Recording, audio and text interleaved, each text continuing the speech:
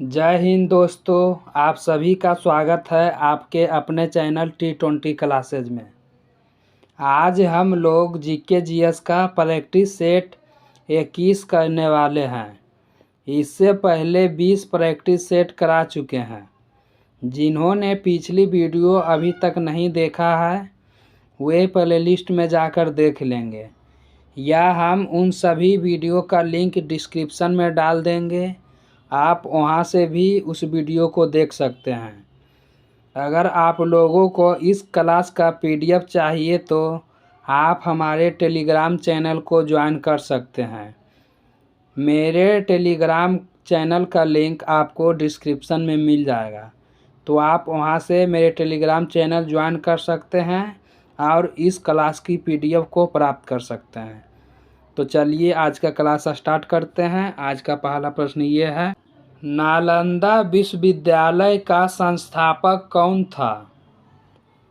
Option A Samudragupta, option B Kumaragupta, option C Skandagupta या option D Dharmpal. तो इसका राइट आंसर हो जाएगा ऑप्शन बी कुमारगुप्त। नालंदा विश्वविद्यालय का संस्थापक कौन था? तो कुमारगुप्त।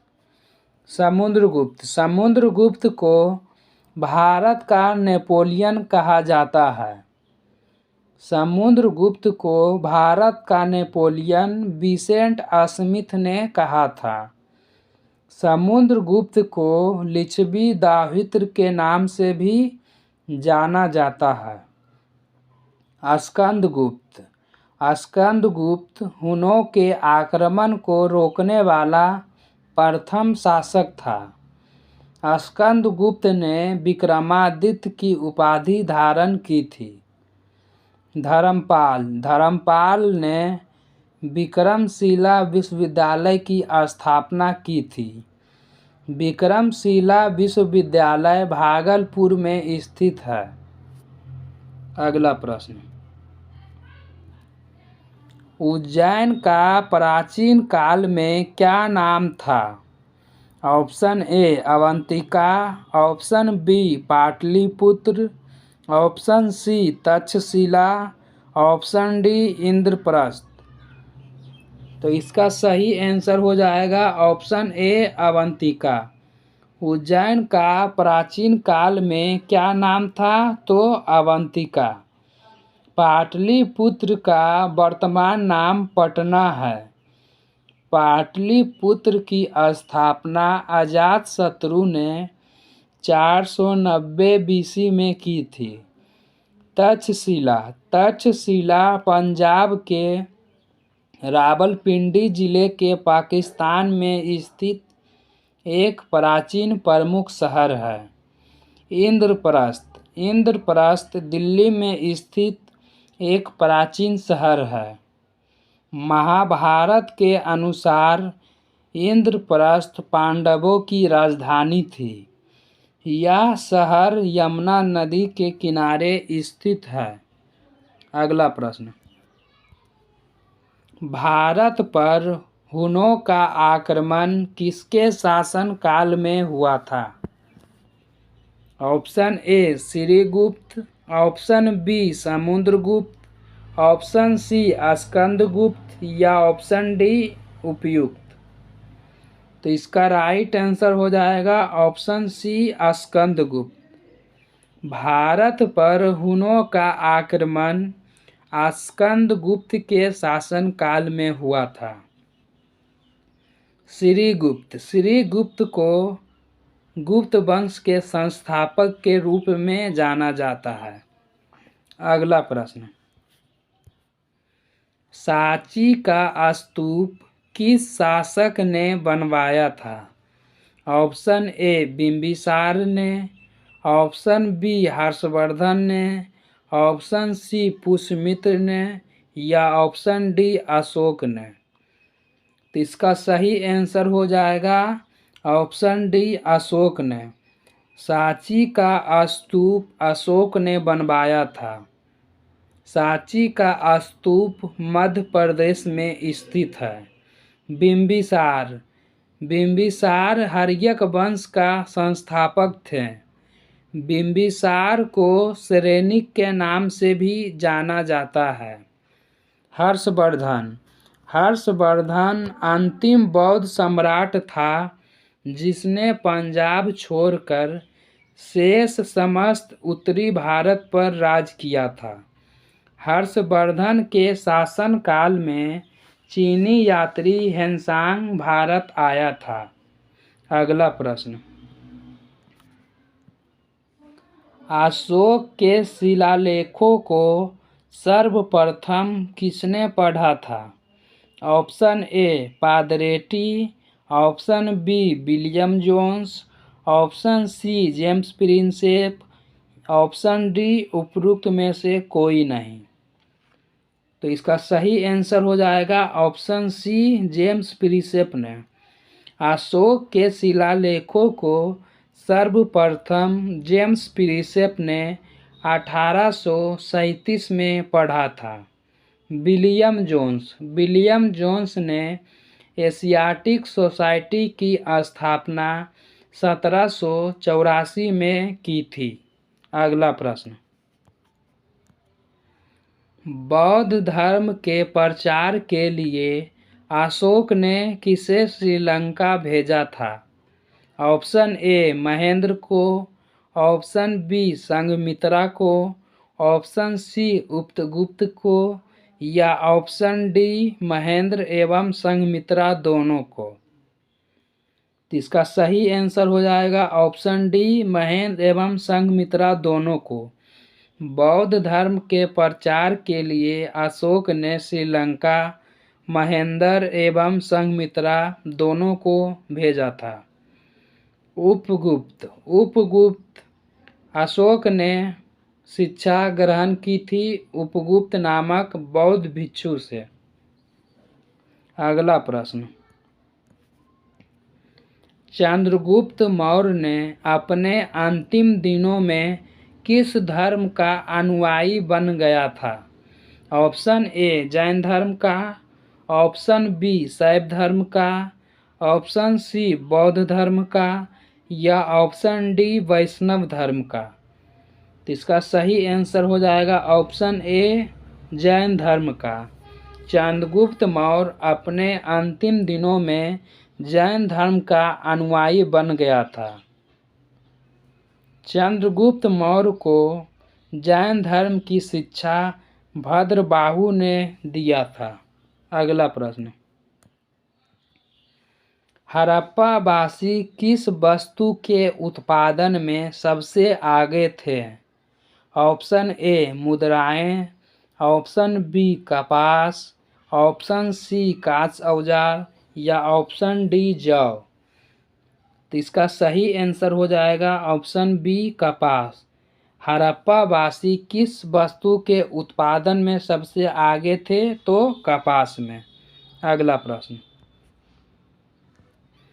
सिंधु घाटी सभ्यता का पतन नगर कौन था? Option A Kalibanga, option B Lothal, option C Mohenjodaro या ऑप्शन डी हड़प्पा। तो इसका सही आंसर हो जाएगा ऑप्शन बी लोथल। सिंधु घाटी सभ्यता का पत्तन नगर था लोथल। पत्तन नगर उन्हें कहा जाता है जहाँ पे बंदरगाह होता है। लोथल भोगवा नदी के किनारे स्थित है। कालीबंगा राजस्थान के हनुमानगढ़ में है। कालीबंगा घाघर नदी के तट पर स्थित है। मोहनजोदड़ो की खोज 1922 में राखल दास बनर्जी ने किया था। मोहनजोदड़ो सिंधु नदी के किनारे स्थित है। हड़प्पा की खोज 1921 में दयाराम साहनी ने किया था। हड़प्पा रावी नदी के तट पर स्थित है। अगला प्रश्न, चंद्रगुप्त मौर्य ने अपना अंतिम समय कहाँ बिताया था? तो इसका सही आंसर हो जाएगा ऑप्शन डी श्रवणबेलगोला कर्नाटक में। चंद्रगुप्त मौर्य ने अपना अंतिम समय कहाँ बिताया था? तो श्रवणबेलगोला में, जो कि कर्नाटक में पड़ता है। उज्जैन क्षिप्रा नदी के किनारे स्थित है। पाटलिपुत्र का वर्तमान नाम पटना है। अगला प्रश्न, कपिल मुनि द्वारा प्रतिपादित दार्शनिक प्रणाली कौन सी है? ऑप्शन ए पूर्व मीमांसा, ऑप्शन बी उत्तर मीमांसा, ऑप्शन सी न्याय दर्शन या ऑप्शन डी सांख्य दर्शन। तो इसका राइट आंसर हो जाएगा ऑप्शन डी सांख्य दर्शन। कपिल मुनि द्वारा प्रतिपादित दार्शनिक प्रणाली कौन सी है? तो सांख्य दर्शन। पूर्व मीमांसा के प्रतिपादक जैमिनी थे। उत्तर मीमांसा के प्रतिपादक बादरायण को माना जाता है। न्याय दर्शन का प्रतिपादक गौतम थे। अगला प्रश्न, निम्न में से किसने रूस में लाल सेना का गठन किया था? इसका सही आंसर हो जाएगा ऑप्शन सी ट्राट्स्की ने।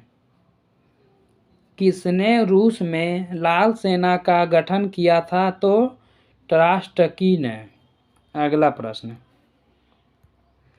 रूसी क्रांति के दौरान चेका का गठन किसने किया था? ऑप्शन ए लेनिन ने, ऑप्शन बी प्लेखानोव ने, ऑप्शन सी केरेंस्की ने या ऑप्शन डी ट्रॉट्स्की ने। इसका सही आंसर हो जाएगा ऑप्शन ए लेनिन ने।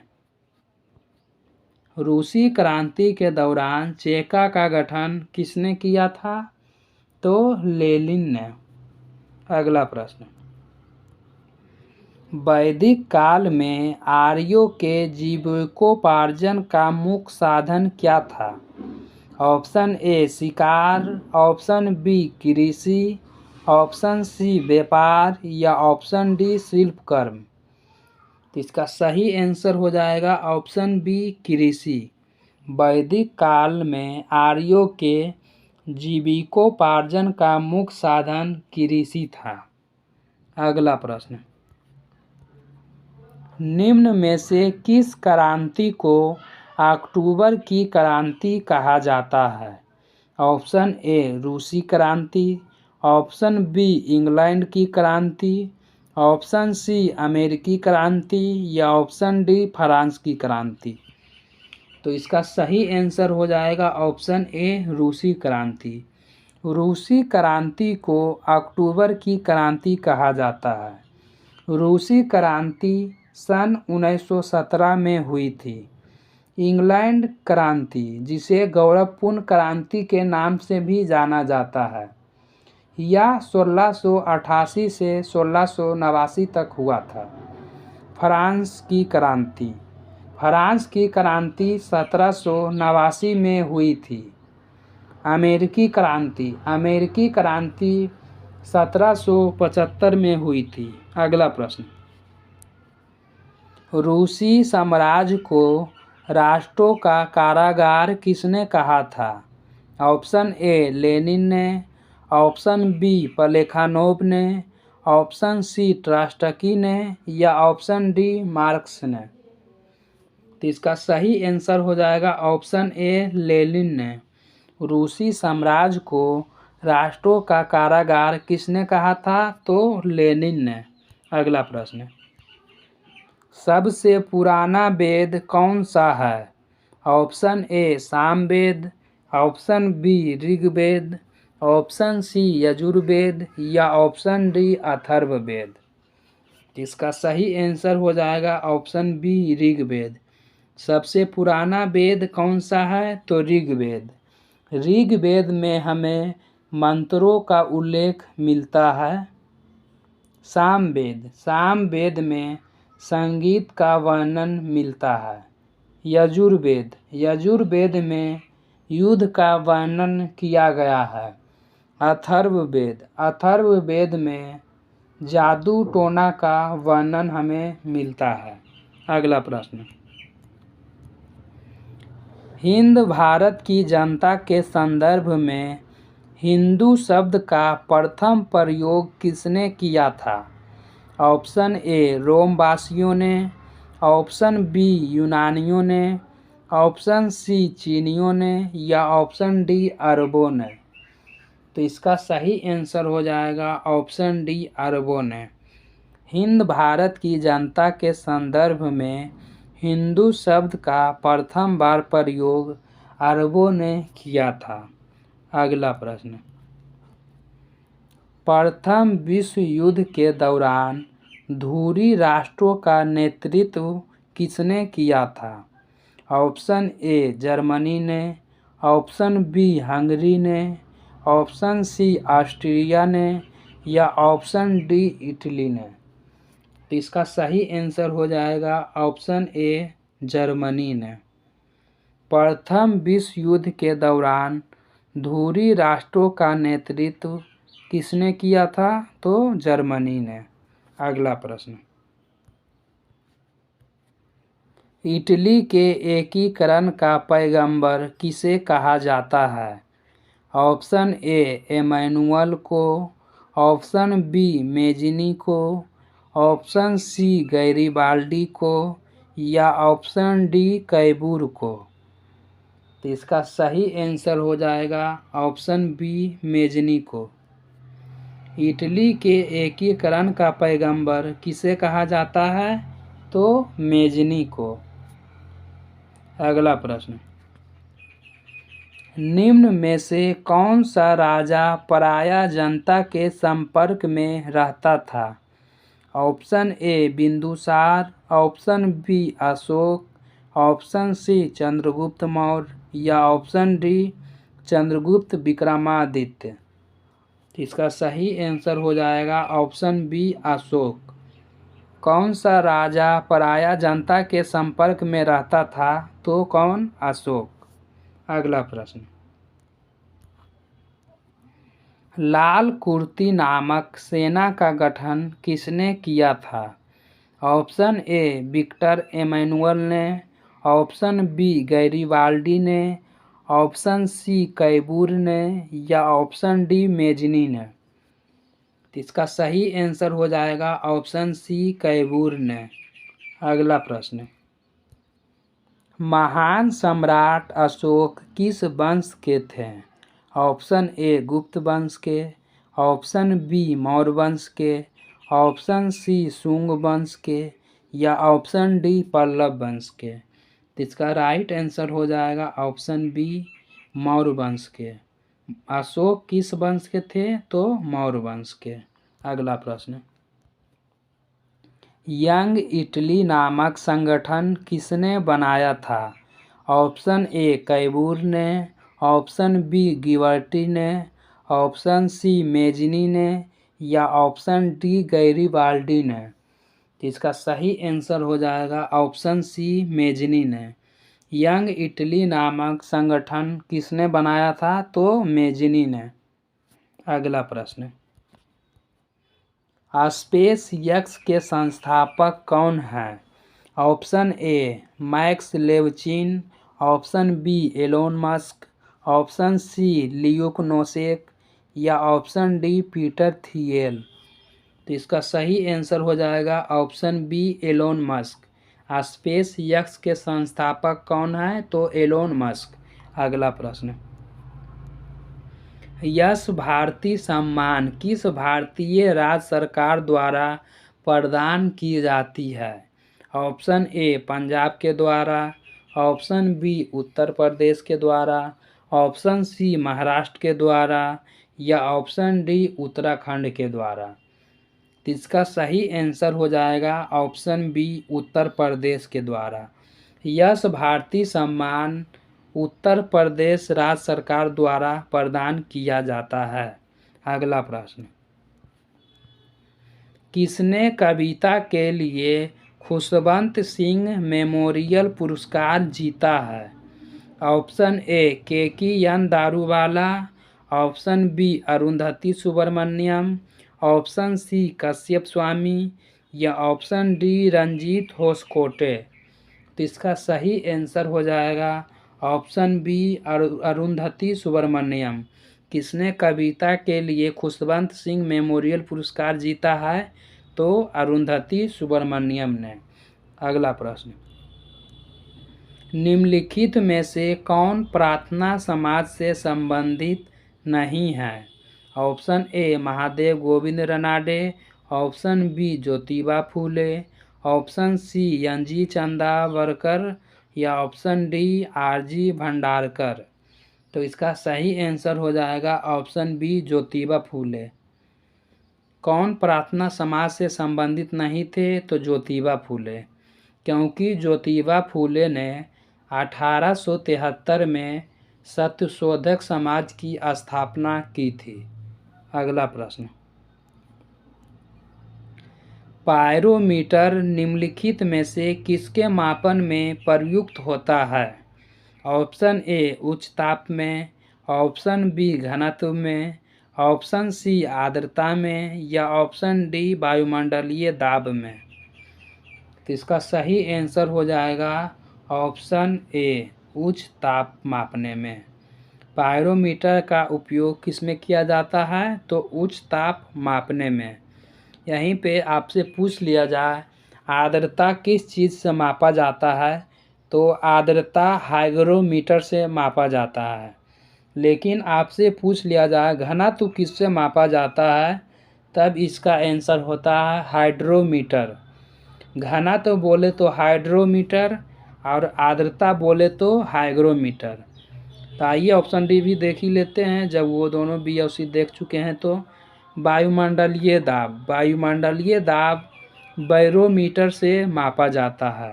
अगला प्रश्न, आयोडीन के टिंचर का प्रयोग निम्नलिखित में से किसके लिए होता है? ऑप्शन ए कैंसर के इलाज में, ऑप्शन बी स्टार्च की उपस्थिति के निर्धारण में, ऑप्शन सी एंटीसेप्टिक के रूप में या ऑप्शन डी इनमें से कोई नहीं। तो इसका सही आंसर हो जाएगा ऑप्शन सी एंटीसेप्टिक के रूप में। आयोडीन के टिंचर का प्रयोग किस लिए होता है? तो एंटीसेप्टिक के रूप में। कैंसर के इलाज के रूप में कीमोथेरेपी का प्रयोग किया जाता है। तो दोस्तों आज का क्लास यहीं समाप्त होता है। अगर आप लोगों को यह क्लास अच्छी लगी हो तो आप हमारे चैनल को लाइक और सब्सक्राइब ज़रूर करें और इस क्लास का PDF के लिए आप हमारे टेलीग्राम चैनल को ज्वाइन करें, जिसका लिंक हमने डिस्क्रिप्शन बॉक्स में दे दिया है। आप वहां से टेलीग्राम को ज्वाइन कर सकते हैं। वहां पे आप लोगों को PDF मिल जाएगी। तो थैंक यू दोस्तों।